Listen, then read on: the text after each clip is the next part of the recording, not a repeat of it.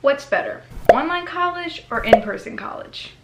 Let's find out. You'll be my parachute, baby, know you'll catch me whenever I fall. Online college may not be the best option for you. Sunshine got me tripping right into your arms. It's like the first thing that you learn whenever you decide to take an online college class.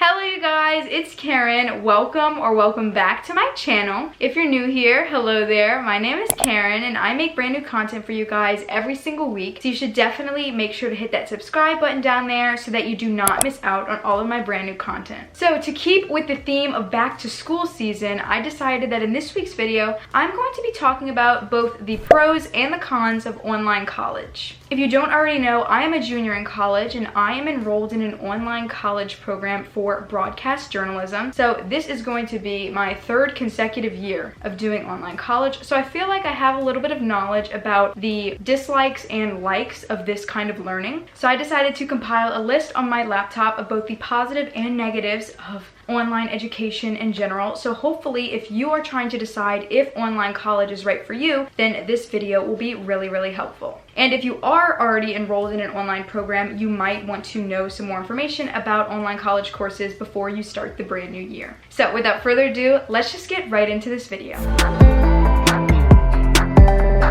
So we're going to start off with the cons of online learning because I do want to end on a positive note, so we'll do those last. So the first negative of online learning is loneliness. So there is a big lack of face-to-face interaction. Obviously, you are taking classes online, so you don't necessarily have peers that are in close proximity to you and you can't contact them and get a response really fast. I know some online classes, they have like a chat room where you can go and instantly connect with all of your classmates, but for the majority of classes that I have taken, I've been kind of left on my own to get help from other students. Maybe you're confused about an assignment or you don't really know the specifics of like a due date or something and you just want to reach out to like a close friend. That can be kind of hard to do in online classes. I have struggled with it. Majority of the time you just have to email the professor. To combat this lack of face-to-face interaction, I always try to stay in touch with my high school friends and plan hangouts with them. And then obviously I spend a lot of time with my family and my sisters just so that I don't get lonely from having like a lack of conversation with other students who are going through like the same exact thing that you're going through. I know a lot of students kind of like thrive off the compatibility that they have with other students, so that's something that does tend to lack whenever you're taking online classes. So second off, we have technical issues, which is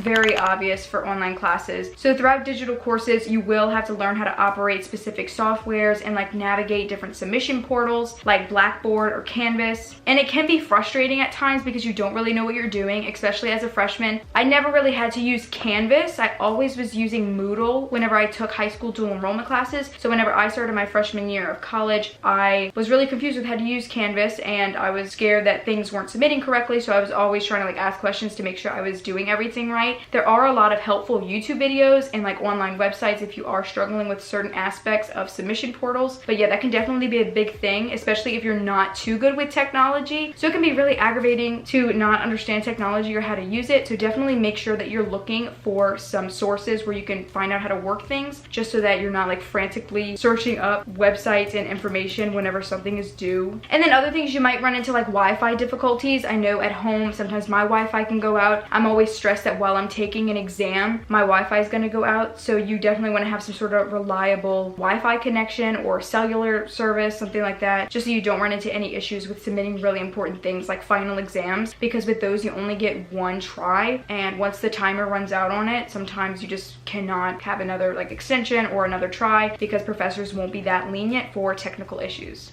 The third negative to online learning is that it's harder to develop connections within your field, also known as networking. I know networking is really important for securing internships or jobs straight out of college. So doing things online, it's really difficult to kind of establish those relationships with people within your field. If you still live semi-close to your actual university, which I thankfully do, you can still attend campus events such as like career fairs or other like educational discussions in order to kind of talk to those people within your field and then start building those relationships relationships. Another thing that I would recommend is creating a LinkedIn account, and you can start to friend people on LinkedIn, and you can also like chat with them, ask them questions. Maybe if you are trying to secure an internship, you can always just spark up a conversation on LinkedIn. Honestly, I know some people really do find luck on that website, but there really are some great solutions if you still want to make sure that you're networking and making the most of your time throughout your college experience. So the fourth con of online education is distractions. So at home, you may often run into issues with interruptions and disturbances, whether it is your phone or your family members. It can be super difficult to focus whenever this thing is in close proximity to you and you don't have a professor telling you to put it away. It's so important to find a special place to complete your work that is quiet and is distraction free. So some examples of places where you can do your work is like your favorite local coffee shop or your local library. Both of those are great places that are quiet and that have room for you to do your assignments without having someone like running up and down the hall or someone talking 5 feet away from you. It can just be really annoying whenever you're trying to get things done. I do probably 90% of my work for online college in my bed. I wish I didn't, and I wish I could say that's not true, but it is. However, I sometimes do find myself struggling with motivation. So whenever I do find myself not wanting to do things, or it's just really, really hard to get anything done, I try to relocate and find a new space to complete my work. And I'm like, okay, let's go to the library. Let's go to a coffee shop. And it just makes it so much fun. It kind of like rejuvenates you and makes you want to complete stuff. I don't know, that sounds so dumb, but it really does like make you more motivated to get your work done whenever you're in a new area. The fifth negative of online learning is super, super, super important. You have to have self-discipline. And this may sound really simple, but whenever you start, you can quickly realize your lack of self-discipline that you've had throughout your life. If you struggled in the past with getting assignments done and maintaining a good work ethic in an in-person environment, so maybe like during high school or during elementary school, you always struggled with kind of like getting things done even though you were in a physical classroom, online college may not be the best option for you. However, if you have had that problem in the past, there are still ways that you can improve, such as like adopting new organizational techniques. Maybe like you just aren't very organized as a student and you need to like buy some new school supplies or find a new desk area workspace. Because if you're just laying in your bed 90% of the time, like I do, maybe that's your reasoning for not wanting to get anything done, because it's super hard to stay motivated when you're in your comfy bed. But yes, definitely you have to have self-discipline. You have to be able to sit down and be like, hey, here's all of my assignments for this week. I need to get them done by this date, and this date. And then I have all these other responsibilities like a job and other things that I need to get done at home as well. And you need to figure out when you can fit those in. I know you have to do that on your own in an in-person environment too, but whenever you're just by yourself at home, it can be so, so much harder than being on a physical campus. And my sixth con of online learning is also a big one for me personally. It may not be that big of a deal to you. It just depends on the person. But the sixth con is that online college has a limited number of extracurricular activities. I know, this probably sounds really dumb, but I struggled with this one a lot when I was a freshman. When I was transitioning from senior year of high school to freshman year, I was like, dang, what do I do in my free time? In high school, I was involved in basically every single club that was available to me. So it was really, really hard to go from having all of these responsibilities outside of school to just being able to solely focus on school and my academics. So freshman year was kind of hard with that. During my sophomore year, however, I was able to join 2 honor societies, and I still attend their meetings to this day, and I am so, so thankful for them, and I love these societies so much. During them, we normally talk about our goals, both academically and personally, and then we discuss ways that we will work to achieve those goals. But I find that they're really great communities to be a part of, but just having an outlet where you can go and meet other students and talk to them, whether it's in person or on a Zoom meeting, it's just really great to have those opportunities to talk to your peers, people that are your age, people that have your same major, and just be able to relate about your goals, what you're trying to do with your life. Just like talking about those things with other students, it can be so monumentally helpful to your success. Definitely try to join any sort of online honor societies that are offered to you. They're just really fun in my opinion. But during my freshman year, this lack of extracurriculars ultimately was the reason that I decided to start my YouTube channel, which you are watching right now. So if you do end up doing online school, maybe just take it upon yourself to find new hobbies, just so that all of your time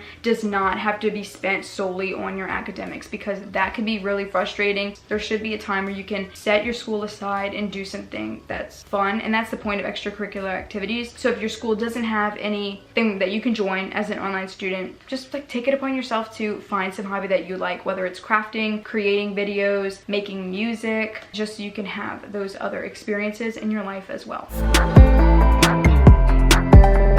So that was a lot of negativity. I offered solutions too, but I just hated being negative for that long. So now we are going to move into the pros of online college, aka the best part of this video. This is what I was waiting for. Number one, flexibility. Guys, the flexibility of online college is incredible. You can work whenever you want and wherever you want. You can be at home, you could be at the beach, you could be at the library, you could be in a different country. I mean, the opportunities are endless. There is a catch to this. Keep in mind that most classes still do have due dates in order to keep students on track and make sure that you will complete every single requirement that you need to complete by a certain date. So a lot of classes aren't just like, here are all your assignments, do them by whenever we go on Christmas break. It's not like that. Each week you have a certain amount of assignments and it needs to be done within the 7 days or within the 5 days that they give you to do the assignment. So don't think online college is just a bunch of due dates that need to be completed by December and you're like, yeah, I'll worry about it in November. It's not normally like that. I'd say like 90% of the time it's weekly.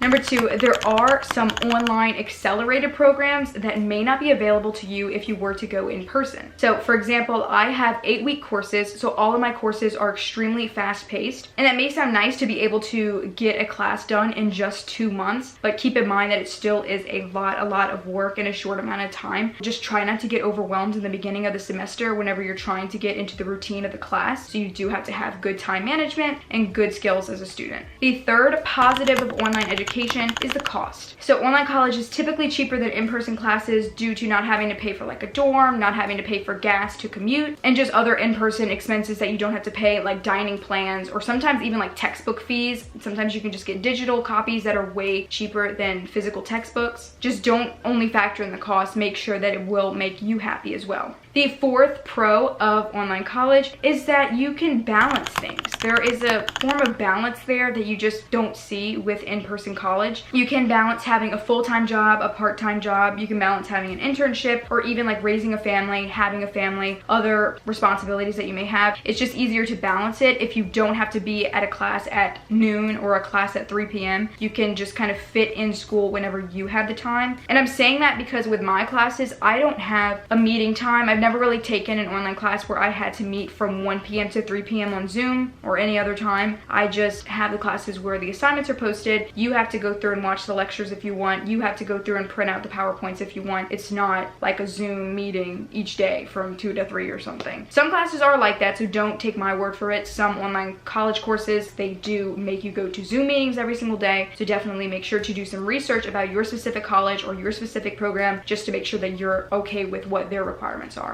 The fifth positive of online college is that you will be able to gain some technological skills that you may not have right now. So as I mentioned earlier, you will most likely have to learn how to operate online softwares and other programs completely on your own. By doing that, you will be learning how to adapt to new situations very quickly. For my classes, I am in like the media field. I had to learn how to use Final Cut Pro on my own, Adobe softwares like Photoshop. I had to learn how to use Canva completely on my own. You can obviously ask your professors for help in those kind of situations, but it can be really hard to understand what they're trying to say virtually. That is also a great time whenever YouTube comes in. You can search up a tutorial on how to use a certain thing. I do that all the time. I'm constantly looking for like editing tutorials or like other program tutorials. Although it can be frustrating, it probably is good for you in the long run. And my last pro of online college, you will be able to gain more independence by doing virtual classes. You definitely will learn very quickly how to have strong time management skills. It's like the first thing that you learn whenever you decide to take an online college class. It's like, how can I learn to manage my time completely on my own? In high school, you do have to learn things on your own, but you have a teacher reinforcing it every single day in your ear, like reminding you of every single thing that you need to get done. With online college, there are basically no reminders unless the professor is very, very nice and sends out emails every single day about what's due soon and how to do things. So you will learn how to manage your time and devote your time to the things that are most important. Online classes definitely do help you gain independence, but it's in a different way than in-person classes would.